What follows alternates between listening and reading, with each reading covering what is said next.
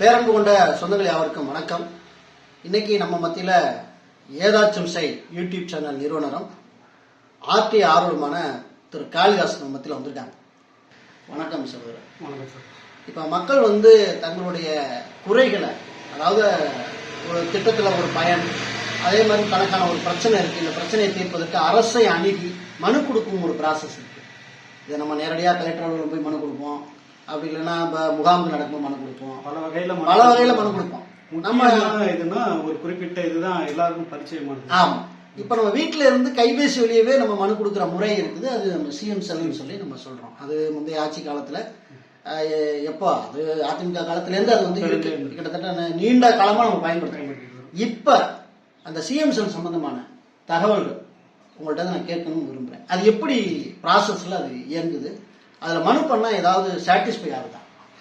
இப்ப இல்ல, அப்பையிலேருந்து இப்படிதான் இயங்குது. அதுல எந்த மாற்றமும் கிடையாது. ஓகே, அதோட செயல்பாட்டில் பார்த்தீங்கன்னா எந்த மாற்றமும் இதுவரை ஏற்படாது.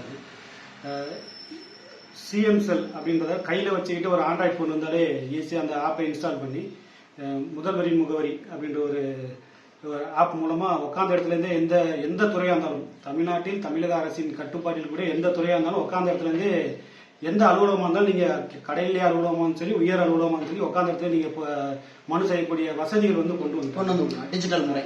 ஆனா எந்த அளவுக்கு டிஜிட்டல் முறையில அட்வான்ஸ் டெக்னாலஜி ஏற்ற மாதிரி ஏஐ சாட்ஜிபிடி நிறைய வந்தாலும் அதிகாரிகள் மட்டும் மாறாம அப்படியே இருக்கிற ஒரு விசித்திரமான இருப்போம். நீ என்னதான் டெக்னாலஜி கண்டுபிடிச்சாலும் எந்த தாண்டா வரணும் பெட்டிஷன் அப்படின்ற ஒரு மண்டக்கணமா இல்ல அதுப்பா எடுத்துக்கலாம். நம்ம நேரில் போய் ஒரு மனுவை கொடுக்கும்போது என்ன மனு கொடுக்குறியா, ஒரு மாதிரி ஒரு பார்வை வித்தியாசமா இருக்கும், வாங்கி வைக்கிற விதம் வித்தியாசமா இருக்கும். இதெல்லாம் பார்க்கக்கூடாது, நமக்கு மண்டைக்கு ஏறிடும், நம்ம ஏதாவது செஞ்சிடும்ன்றதுக்காக நம்ம ஆன்லைன் மூலமா இதை செய்யறோம். அப்ப ஆன்லைன் மூலமா இதை செய்யும் போது உண்மையிலே நம்ம என்ன காரணத்துக்காக அந்த மனுவை செய்யறோமோ அந்த காரியம் நிறைவேறுகிறதா, நமக்கு திருப்தி அளிக்குதா, அவங்க கொடுத்த பதிலோ இல்ல அவங்க அந்த மனுவின் மூலமா எடுத்த நடவடிக்கையை நமக்கு திருப்தி அளிக்குதாங்கிறத ஒரு பெரிய கேள்விக்குறி நம்ம கிட்ட இருக்கு. நம்ம மனு செஞ்சிட்டோம், ஏதோ எடுத்துக்காட்டுக்கு ஒரு வட்டாட்சியர் மேலேயோ இல்ல பிடிஓ மேலேயோ இல்ல மாவட்ட அளவிலான ஒரு பெரிய உயர் அதிகாரிகள் மேலே நம்ம புகார் கொடுக்குறோம். சிஎம்சில நமக்கு யார் பதில் தரோம்? ஒரு மாவட்ட ஆட்சியர் மேலேயே நம்ம புகார் கொடுக்குறோம், இந்த மாவட்ட ஆட்சியர் இந்த செயலை செய்யவில்லை அப்படின்னு சொல்லி. நமக்கு பதில் யார் தரா? அவர்கிட்ட தான் அனுப்புவோம், அவர் தான் பதில் தருவாரு. அப்படி நம்ம நம்பிக்கிட்டு இருக்கோம். அது நம்மளோட மூட நம்பிக்கை. ஓ சரி. நம்ம மாவட்ட ஆட்சியர் மேல புகார் சொல்லி மாவட்ட ஆட்சியர் அலுவலகத்தை தேர்வு செஞ்சு எந்த மாவட்டம் தேர்வு செஞ்சு புகார் பண்ணிக்கிறோம்.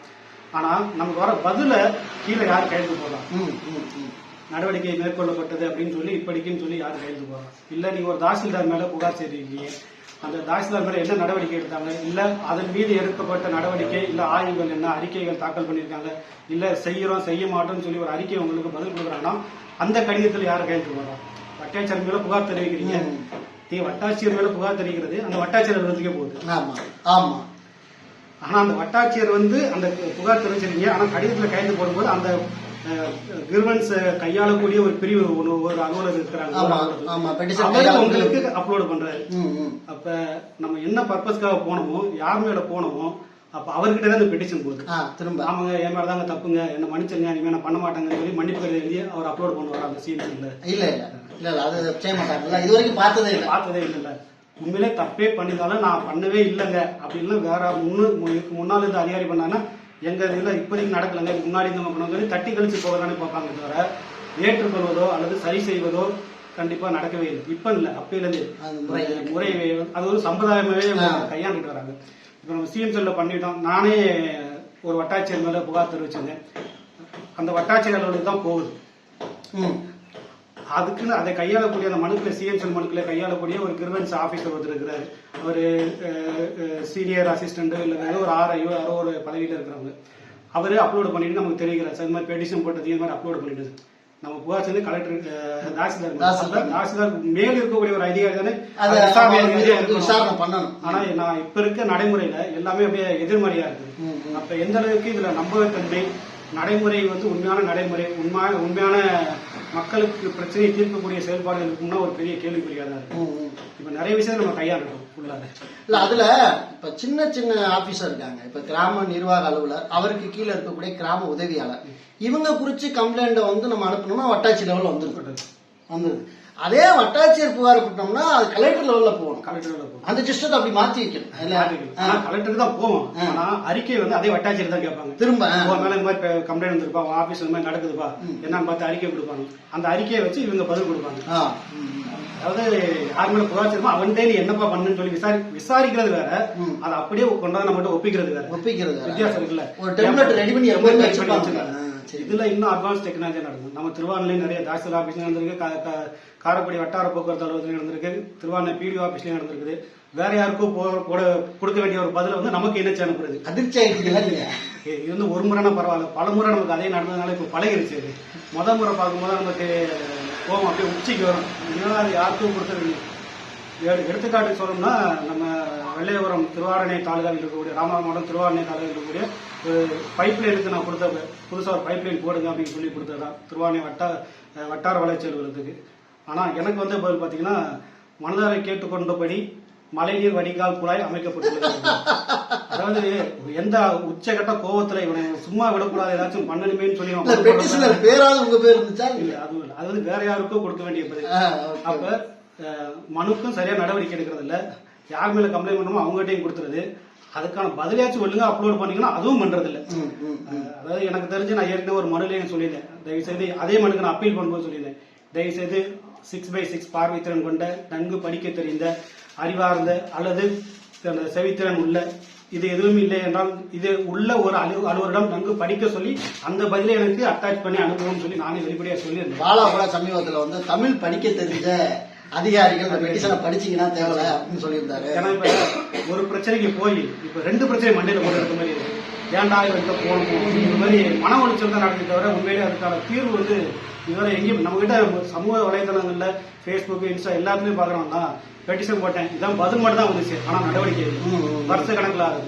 வரும் காலங்களில் முன்னுரிமை அடிப்படை செய்து அடுத்த அந்த பெட்டிஷன் எங்க இருக்குன்னே தெரியாது மறுநாள். ஏன்னா புதுசா வந்துட்டு இருக்குல்ல. இப்ப நானே சிஎம்ல ஒரு 50 மனு போறேன் வருஷத்துக்கு, அதுல 30 மனு ஏற்கனவே போட்ட மனு சரியா பதில் கொடுக்கல இல்ல நடவடிக்கை எடுக்கலன்னு தான் போடுறோம். அப்ப எண்ணிக்கை பார்க்கும்போது 50 வந்தது. ஆனா உண்மையில நம்ம போட்டது வந்து ஒரு 20 மனு தான் போட்டிருக்கோம். இது வந்து அதை எதிர்ப்புறத்தில் கையாளக்கூடிய அதிகாரிகளுக்கும் மன உளைச்சல் தான். ஏன்னா பெட்டிஷனா வந்து சும்மா கவுண்ட் சொல்லலாம், மக்கள்கிட்ட இவ்வளவு பிரச்சனை இருக்கான இல்ல, ஒரு பிரச்சனை தான் இருக்கு. அந்த பிரச்சனை மீது உரிய நடவடிக்கை எடுத்து அதை ஒழுங்காக கையாண்டு இனிவரும் காலங்களில் நடக்காமல் பார்த்து கொண்டால் மட்டுமே அந்த அதிகாரி உண்மையான அதிகாரியா இருக்க தகுதி படைக்கும்.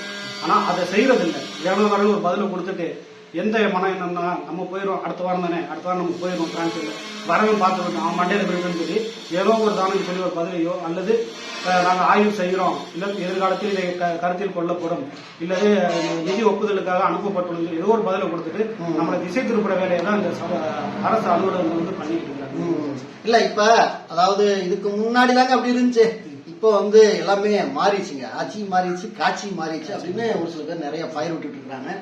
ஆக்சுவலி இப்ப நீங்க ரீசெண்டா இந்த ஆட்சி மாறினதுக்கு அப்புறம் நீங்க சிஎம் செல் பயன்படுத்தினீங்களா? இப்ப நடைமுறைகள் எப்படி இருக்கு? ஆமா உண்மையிலே அவங்க ஃபயர் விடுற மாதிரி மாறி இருக்கு அப்படின்னு உங்களால சொல்ல முடியுமா, இல்ல அதேதான்டா அப்படிங்கிற மாதிரி இருக்கா? இப்ப நம்ம உங்க பிளேலிஸ்டும் சரி என் பிளேலிஸ்டும் சரி சமீபத்தில் ஒரு வீடியோ போட்டிருக்கோம். அதே ராமநாதபுரம் மாவட்டம் பரமக்குடி ஆர்டி அலுவலகத்திலிருந்து ஒரு நாள் வந்து பேசுறேன், சார் சிஎம் செல்ல பெட்டிஷன் போட்டிருக்கீங்க, நீங்க பெட்டிஷன் மட்டும் போட்டு வீட்டுல இருந்தா எப்படி சார் வேலை நடக்கும், 4 முறை ஆபீஸ்க்கு வாங்க, போய் கமிஷனரை பாருங்க, இந்த லட்சத்துல தான் இருக்கு வளர்ச்சி வந்து இருக்குது. இந்த லட்சத்துல வளர்ச்சி இருக்குது, மக்கள் பயன்படுத்தணும், அரசு அதிகாரிகள் அது வந்து ஏற்றுக்கொள்ளக்கூடிய மனநிலையில அவங்க இல்லை அப்படின்றது இங்கே நல்லா தெளிவா தெரியும். கண்டிப்பா ஒரு மாற்றம் வேணும்னா இந்த மாதிரி அதிகாரிகளோட வந்து கீழே போற மாதிரி மாற்றம் தேவையில்லை, மேல வர மாதிரி மாற்றம் வேணும். இப்ப நம்ம கொடுக்குற மனுலையே ஏற்கனவே சொன்ன மாதிரி நான் மட்டும் இல்லை, இப்போ சிஎம் மனு கொடுக்கக்கூடிய அனைவரின் மனுக்களையும் எடுத்து பார்த்தாலும் ஒரு மனு தான் பிரச்சனைக்காக கொடுத்திருப்பாங்க, மீதி போடுறவங்க மனு எல்லாம் அந்த பிரச்சனையை சரி செய்யல இல்ல சரியாக செய்யப்படவில்லை அப்படின்லாம் நிறுத்தி வச்சிருக்காங்க, காலதாமதம் படுத்துறாங்க, இல்ல பதிலே கொடுக்கலன்னா மேற்கொண்டு மனுக்கள் கொடுத்துருக்கோம். இப்ப நீங்க பேசுற பார்த்தா ஐயோ சிஎம் செல்ல பெட்டிஷன் கொடுப்போமா வேணாமா அப்படின்னு யோசிக்கக்கூடிய அளவுக்கு இருக்குது. ஒருவேளை சிஎம் செல்ல வந்து பெட்டிஷன் கொடுக்கலாமா வேணாமா, அது உங்களுடைய சஜஷன் எப்படி? 2 வகையில எடுத்துக்கலாம். நம்ம மாதிரி விவரம் தெரிஞ்சவங்களுக்கு வந்து தெரியும், எங்க போனாலும் இப்படிதான் வரும், இருந்தாலும் பெட்டிஷன் போட்டுட்டான் ஏன்டா அப்படி பண்ணா அப்படின்னு சொல்லி மேல இருந்து ஒருத்தர் கேட்பாரு அப்படின்ற ஒரு காரணத்துக்காக நம்ம போடலாம். ஒரு சில பேர் பெட்டிஷன் போட்டோம் சரியா போயிடும், கலெக்டரே கம்ப்ளைண்ட் கொடுத்தேன், நீ என்ன கலெக்டர் கம்ப்ளைண்ட் கொடுத்த, ஏற்கனவே நகைச்சுவை நீ கலெக்டரே கம்ப்ளைண்ட் கொடுத்தாலும் என்னட்ட தாண்டா மாதிரி அந்த மாதிரி நிலையில தான் இப்ப இருக்கிற உண்மையிலே ஒரு நடைமுறை எப்படி இருக்கும்னா, ஒரு அதிகாரி மேல் நம்ம புகார் தெரிவிக்கணும், அதற்கு மேல் இருக்கக்கூடிய அதிகாரி வந்து விசாரணை அதிகாரியா இருக்கக்கூடிய சிஸ்டத்தை வந்து கண்டிப்பா வந்து சேஞ்ச் பண்ணணும். அதாவது தாசில்தார் மேல் புகார் கொடுத்தா தாசில்தாருக்கே அனுப்பாம மேல இருக்கக்கூடிய அதிகாரி வந்து அதை ஆய்வு பண்ணி விசாரணை பண்ணி அவர் மீது வந்து துறை நடவடிக்கை எடுக்கிறதுக்கான முயற்சி பண்ணணும். என்றால்தான் ஒரு பிரச்சனை வந்து எதிர்காலத்தில் வந்து மீண்டும் நிகழாமல் இருக்கும். கண்டிப்பா. இப்ப இந்த சிஎம் செல்ங்கிறது வந்து அது அரசாங்கத்தை சார்ந்ததா இல்ல அது ஒரு தனி நிறுவனமா? தனி நிறுவனம் அப்படிங்கிற மாதிரி ஒரு இது வந்து முழுக்க ஒரு தனியார் துறைக்கு கான்ட்ராக்ட் விட்டுருக்காங்க அப்படிங்கிற மாதிரி சொல்றாங்களே, அதை பத்தி உங்களோட பார்வை? நம்ம அந்த ஆன்லைன் வெப்சைட் வேணா தனியார் வந்து கையகப்படுத்தி வச்சுக்கலாம். ஏன்னா நம்ம வந்து நேரடியாக பார்க்கணும். நமக்கு வந்து நீங்களும் அந்த ஆடியோ கேட்டீங்க, நானும் அந்த ஆடியோ கேட்டேன். அதில் பார்க்கும் அவங்க சொல்றதை பார்க்கும்போது ஒரு தனியாக ஒரு பிரைவேட் செக்டார் வந்து உங்களுக்கு வர பெட்டிஷனை, அதாவது திசை திருப்புற மாதிரி போஸ்ட் ஆஃபீஸில் வந்து நம்ம போஸ்டல் போட்டதுக்கப்புறம் மொத்தமாக கொண்டு ஒரு கப்பில் போட்டு மூட்டை முடிச்ச கட்டி இந்தா நீ மதுரைக்கு போ, நீ திருச்சிக்கு போ, நீ கோயம்புத்தூர் போன்னு சொல்லி மூட்டையை பிரித்து விடுற மாதிரி தனியார் ஒரு நிறுவனம் வந்து நீ ராமநாதபுரமா வந்தா நீ ராமநாதபுரத்துக்கு மாற்றி வரப்போ செலக்ட் பண்ணி அனுப்புற மாதிரி ஒரு தனியார் நிறுவனம் செய்யுது. நாங்க கொடுக்குற பதில அவங்க அப்லோட் பண்ணுவாங்க. கவர்மெண்டோட பணி தான், ஆனா தனியார் துறையில ஒர்க் பண்ணி அதை வந்து ப்ராசஸ் பண்ணி பிரிச்சு விடுறாங்க. அந்த வேலையை அந்த வேலையை பிரிச்சு கொடுக்குற வேலையை அவங்க செய்யற மாதிரி சொல்றாங்க. எந்த அளவுக்கு உண்மைன்றது நமக்கு இல்ல. ஒரு ஆபீசர் பேசும்போது நம்மளுக்கு அதை சொல்லியிருந்தாரு, இது வந்து நீங்க என்னதான் கம்ப்ளைண்ட் கொடுத்தாலும் ஒரு தனியார் துறையில இருந்தாங்க கையாளுவாங்க, எங்களால எதையும் மாற்ற முடியாதுங்க, திரும்ப அனுப்பலாமே தவிர நாங்க இது மாதிரி டிபார்ட்மெண்ட்டுக்கு இது வந்து எங்களுக்கு இல்ல, நீங்க ராமநாதபுரம் மாவட்டத்துக்கு போடுறீங்க, ஆனா சம்பந்தப்பட்ட மாவட்டம் கோயம்புத்தூர்னா எங்களால் கோயம்புத்தூர் மாற்ற முடியாது, நாங்க வந்து சொல்லி ஒரு அட்டாச்மெண்ட் கொடுக்கலாம், இது வந்து நீங்க கொடுங்க மாத்துங்க, இது எங்களுக்கு கிடையாதுன்னு சொல்லி நாங்க அப்படிதான் பரிந்துரை சொல்ல முடியும்.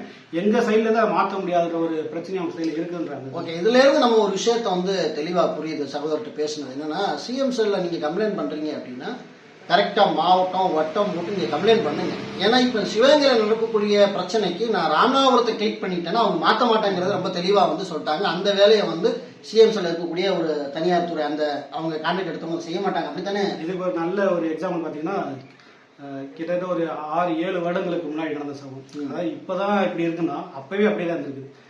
நான் எல்லா அப்போதைக்கு வேற கட்சிகள் ஆண்டு கொண்ட சமயத்துல இதே பச்சை கலர்ல இருக்கு நமக்கு வெப்சைட். அப்ப நம்ம எல்லாத்தையும் தேர்வு செய்யும் போது நான் சென்னையில இருந்து ஒரு மனு போடுறேன். தற்போதைய முகவரியில சென்னை முகவரி எல்லாம் தேர்வு செஞ்சுட்டேன். நானும் பெட்டிஷன் போட்டேன். ஆனா போட்டது ராமநாதபுரம் மாவட்டத்தில் இருக்கக்கூடிய எங்க கிராமத்தில் அருகில் இருக்கக்கூடிய ஒரு அரசு பள்ளியின் 2 பக்கமும் வந்து வேகத்தடை போட்டுத்தாங்கன்னு சொல்லி நான் மனு செஞ்சிருக்கேன். அதாவது கிட்ட 7-8 வருடங்களுக்கு முன்னாடி. ஆனா அதுல வந்த பதில் பாத்தீங்கன்னா, நான் அப்போதைக்கு எந்த பகுதியில் இருந்தனோ அந்த பகுதியோட முகவரியை நான் அனுப்புனர்ல வச்சிருந்தேன்.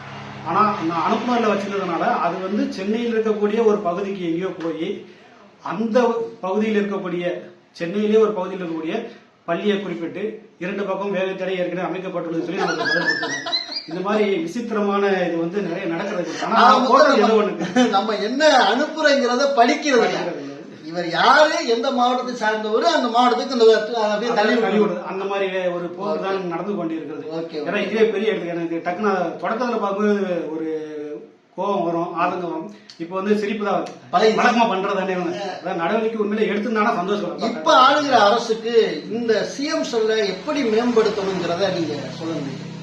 சமீபத்திலோட அமைச்சர் ராஜ்மோகன் அவர்கள் வந்து இது வந்து நாங்கள் மேம்படுத்துறதுக்கான வழிமுறைகள்லாம் நாங்கள் ஆய்வு பண்ணிக்கிட்டு இருக்கிறோம். கண்டிப்பாக இதில் வரக்கூடிய புகார்கள் எண்ணிக்கையை நாங்கள் குறைக்க பார்க்குறோம் அப்படின்னு சொல்லியிருக்காங்க. நீங்கள் புகார்களின் எண்ணிக்கையை குறைக்கணும்ன்ற ஒரு நோக்கத்தில் போகாமல் தயவுசெய்து கொடுத்த புகார் மீது உரிய நடவடிக்கை எடுத்தாலே தானாகவே எண்ணிக்கை குறைஞ்சிடும். அதாவது எங்கே தீ எரியுதோ அந்த இடத்துல அணைக்காம எதுக்காக எரியுதுங்கிறத கண்டுபிடிச்சு அதை நீங்க சரி பண்ணாலே தானா தீ அணைஞ்சிருந்த ஒரு பெரிய கோரிக்கை தான் நம்ம தண்ணி ஊற்றி அணைஞ்சிக்கிட்டே இருந்தா திரும்ப எரியுதுங்கிற ஒரு காரணத்தை நீங்க கண்டுபிடிக்கணும். அதை சரி பண்ணா மட்டும்தான் நிரந்தரமான 0 அப்படின்ற ஒரு நிலையை நீங்க கையாள முடியும். ரொம்ப சந்தோஷம் சகோதரர். சிஎம் சிலை குறித்து ரொம்ப அடி வாங்கியிருக்கீங்க போல, அனுபவம் பயங்கரமா இருக்கு. எனக்கும் அனுபவம் இருக்கு, அதை வெளியில சொல்ல முடியாம அவங்களோட பேசிக்கிட்டு இருக்க வேண்டிய சூழ்நிலை இருக்கு. இந்த தகவல் வந்து அநேகருக்கு யூஸ்ஃபுல்லா இருக்கும். மேபி வந்து அதனால வந்து சிஎம் சிலை பயன்படுத்த வேண்டாம்னா நம்ம சொல்லல, இதை இப்படி மேம்படுத்தினா நல்லா இருக்கும் அப்படிங்கிற நாங்க கடந்து வந்த பாதையை வச்சு தற்போதைய அரசுக்கு நாங்க வைக்கக்கூடிய ஒரு கோரிக்கையா தான் இருக்கு. இந்த வீடியோ பார்க்கக்கூடிய உறவுகள் நீங்க ஷேர் பண்ணி விடுங்க. மேபி அமைச்சர்களுடைய கவனத்திற்கோ ஆளுகிற அரசுடைய முக்கியமான அதிகாரியுடைய கவனத்திற்கு போகும்போது கண்டிப்பா இதை மேம்படுத்தி நம்மளுக்கான ஒரு சோர்ஸ் ஆஃப் மறுபடியும் உருவாக்கி கொடுக்கறதுக்கு அது வாய்ப்பா இருக்குங்கிறத சொல்லிக்க விரும்புகிறோம். மீண்டும் நல்லதை ஓடுங்களை வேற சந்திக்கிறோம். நன்றி, வணக்கம்.